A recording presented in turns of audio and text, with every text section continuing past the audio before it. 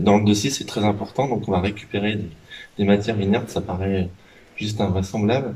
Du granulat, et je parle aussi en tant que maire de Nassangy, qui possède une grande carrière, mais on ne parle pas tout à fait de la même exploitation et de la même pierre. Donc c'est une pierre qui a une haute valeur ajoutée avec la création d'une économie importante. En revanche, sur du granulat, aucune valeur ajoutée, pas d'emploi et pas de retombées économiques pour le territoire. En tant que président de communauté de communes qui est sensible à cette notion de développement économique, la plus-value pour ce type de projet, en fait, est nulle, voire même négative. L'autre aspect est toujours en matière de développement économique qui met vraiment au cœur du problème de la communauté de communes et de nos territoires ruraux.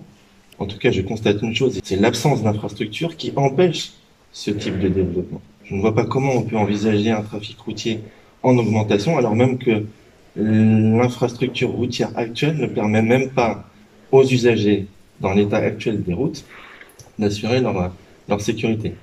La communauté de communes a très récemment pris une délibération et une motion à destination du conseil départemental pour le sensibiliser sur le carrefour des 5 routes, qui c'est un peu le serpent de mer, ce carrefour des 5 routes. En revanche, il est tout à fait naturel qu'un territoire comme le nôtre, qui constate, je parle aussi sous couvert du colonel Paco, les pompiers interviennent malheureusement très fréquemment sur ce carrefour. On est vraiment sur un carrefour très accidentogène, qui par sa configuration en fait ne permet pas une augmentation de sa fréquentation. Nos villages non plus ne permettent pas des trafics de ce type. Dans des villages très étroits qui ne permettent pas d'accueillir un trafic routier et notamment un trafic de camions important. Donc soit nous avons une réflexion globale en tant qu'élus pour se permettre de se doter éventuellement à des endroits où on peut le consentir, ce type d'aménagement, considérant qu'il y a des besoins en matière de construction. Et là, on peut aussi aborder la question du Grand Paris et la campagne. C'est quoi la compensation du Grand Paris à l'égard des ruraux que nous sommes?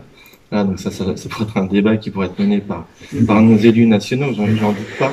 Et donc, voilà les sujets qui doivent être, en tout cas, qui moi, m'animent en tant qu'élu de territoire, et pour lequel, en tout cas, en l'état, nous ne pouvons pas accepter ce projet, et nous sommes aux côtés de l'association. Et évidemment, nous œuvrons auprès des services de l'État pour leur faire admettre, mais je pense qu'ils sont sensibles, et notamment à la question de montant, ils sont sensibles au fait que, en l'état, ce projet n'est pas acceptable. Moi, je voudrais mettre en perspective finalement la situation géographique du département de l'Yonne par rapport à la mégalopole que constitue Paris et plus largement l'Île-de-France.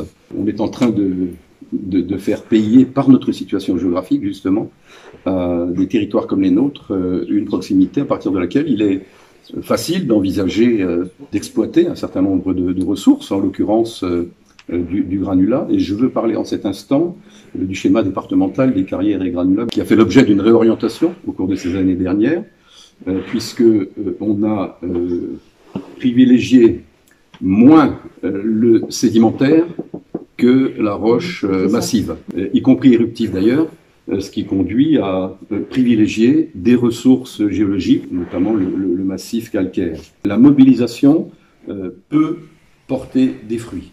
Voilà, je crois que j'insiste beaucoup là-dessus. Il ne faut pas rester isolé, il ne faut pas courir dans son couloir dans ce genre d'affaires. Il faut vraiment se mobiliser très largement pour alerter, rassembler.